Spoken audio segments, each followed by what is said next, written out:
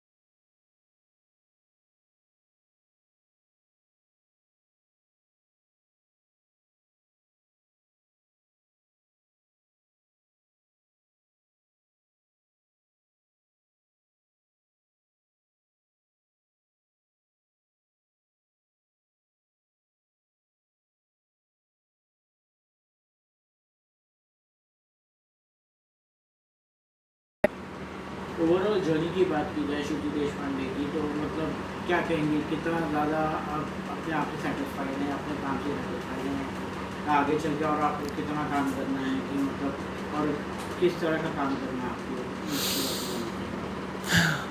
I think मैं अपनी journey से इस पॉइंट पे आज यहाँ बैठ के बहुत सेटिस्फाइड हूँ, क्योंकि मैं एक ह्यूमन रिसोर्स कंसल्टेंट थी, एक fortune I was in the top MNCs. I used to be a human resource consultant with Deloitte, and वहाँ से फिर I got into modelling and dancing, and then I got into acting. मैंने FTI teachers के under training की है 2 साल. एक drama line नाम की अकेडमी है पुणे में, वहाँ पे थिएटर कर रही हूँ. मुझे मुंबई आके 2 ही साल हुए हैं. इससे पहले मैं पुणे से ऑपरेट कर रही थी. 2 साल में मैं एक तमिल फिल्म कर चुकी हूँ, एक अमेज़ॉन वेब सीरीज़ कर चुकी हूँ, पृथ्वी थिएटर में काला घोड़ा, रंग शंकरा, रंगशीला, नीता मुकेश अंबानी कल्चरल सेंटर, यहाँ पे थिएटर की शोज़ कर चुकी हूँ. नवाजुद्दीन सिद्दीकी के साथ नकाब कर चुकी हूँ. आई थिंक 2 साल में ये काफ़ी है. मैं एकदम घोड़े की तरह हूँ, एकदम ऐसे कंटिन्यूस, क्योंकि जो करने आई थी वही कर रही हूँ. क्योंकि मैंने काफ़ी कुछ लाइफ में गिव अप किया है. अपना डांस स्टूडियो, हम अपने पेरेंट्स से दूर रहते हैं. जो करने आई थी वही कर रही हूँ और शिद्दत से कर रही हूँ. तो मैं अपनी जर्नी से सेटिस्फाइड हूँ. और जब तक मैं एक टॉप नॉच एक्ट्रेस नहीं बन जाती ना, अब not just in Bollywood but globally, like until I have a name, मेरा ड्रीम है to create cinema, not just act in cinema. मुझे बहुत पैशन है to make stories like Pulp Fiction. मान लीजिए जो पुरानी मूवीज़ है, जो क्लासिक कल्ट्स बन चुकी है, गॉडफादर, जैसे गैंग्स ऑफ वसेपुर, या फिर even life in a metro, मुझे बहुत बढ़िया लगती है वो मूवी. मैं चाहती हूँ वैसी मूवीज़ प्रोड्यूस करना एक दिन, फिर उसमें एक्ट करना, सिनेमा क्रिएट करना जो हिस्ट्री हो. ये मेरा ड्रीम है. रात्रि क्या मैसेज देना चाहेंगे अपने फैंस को? यही मैसेज देना चाहूँगी कि thank you for all the support. जितने भी लोगों ने मेरे लिए स्टोरीज शेयर की, जितने भी लोग शोज़ देखने आए हैं US में, जितने लोग, मुंबई में एक शो ज़ीरो हुआ था, वहाँ पे काफ़ी लोग आए थे. Rakesh Bedi sir, Johnny liver, Mukesh Chhabra, industry के कई लोग आए थे. उन्होंने काफ़ी अच्छा फीडबैक दिया. कई लोगों ने पोस्ट किए, मेरे दोस्त आए देखने, फैमिली ने, मॉम डैड ने बहुत सपोर्ट किया है, दोस्तों ने मेरी स्क्रिप्टिंग में हेल्प की है. मतलब प्रेप में बहुत टाइम जाता है, 5 महीने गए. मुकेश छाबड़ा से जानना चाहिए, मुकेश छाबड़ा से क्या इंटरेक्शन हुआ आपका और क्या? एक्चुअली सर से मेरा मिनिमल इंटरेक्शन हुआ है, क्योंकि हम मुकेश छाबड़ा में ही प्रैक्टिस करते थे. तो तब सर को मिलते थे. सर कभी कभी हमें देखने आते थे. हाय हेलो में बात हुई है. नवाज़ सर ने मेरे को उनसे वापस री इंट्रोड्यूस किया था. मैं पहले भी उन्हें एक दो बार ऑडिशन देने गई थी, तब 1-2 बार मिल चुकी थी. But I think now he knows me as an actor, because that is also thing. इतने एक्टर्स हैं मुंबई में. तो उस दौरान basic and to be honest इतना ज़ोर से इंटरेक्शन नहीं हुआ. सर को प्ले अच्छा लगा था, किरदार अच्छा लगा था, उन्होंने ये कहा था. मुझे याद है कि राकेश बेदी सर ने मुझे काफ़ी अच्छा फीडबैक दिया था. ही वाज लाइक कि तुम्हारी बॉडी लैंग्वेज और प्रेजेंस बहुत ही अच्छा है. तो हाँ, कमिंग बैक टू जो आपने पूछा था कि जितने भी लोगों ने सपोर्ट किया है, और कई डिफ़िकल्ट टाइम्स होते हैं, पता है. जैसे जब हम रिहर्स करते थे, हमने 60 रन थ्रूज़ किए हैं. कभी कभी होता था कि आपकी पूरी स्पिरिट जा चुकी होती है, कभी आपको फीवर होता है. 1-2 बार तो मैं डिहाइड्रेट हो चुकी हूँ एकदम. I have vomited and then gone to rehearse, but I have gone. एक भी रिहर्सल मैंने मिस नहीं किया कभी, क्योंकि मुझे पता है कि सब कंसिस्टेंसी है. तो जो लोग मेरे आसपास थे ना, जिन्होंने मोटिवेट किया, नहीं तू जा, कर लेगी आज तू, या हर शो के पहले, कभी कभी कुछ शोज़ में ब्रेक डाउन हुआ है पहले, कि कुछ भी रीज़न से, आपका पर्सनल इमोशनल रीज़न, आपके आसपास की चीज़ें, रो के भी शोज़ किए हैं मैंने. पर आई थिंक वो जो लोग आपके अराउंड होते हैं ना, जो आपको मोटिवेट करते हैं, बस उन्हें थैंक यू बोलना है. और सारे फैंस को, जो लोग कंटिन्यूसली पोस्ट पे कमेंट कर रहे हैं, सपोर्ट कर रहे हैं, फॉलो कर रहे हैं.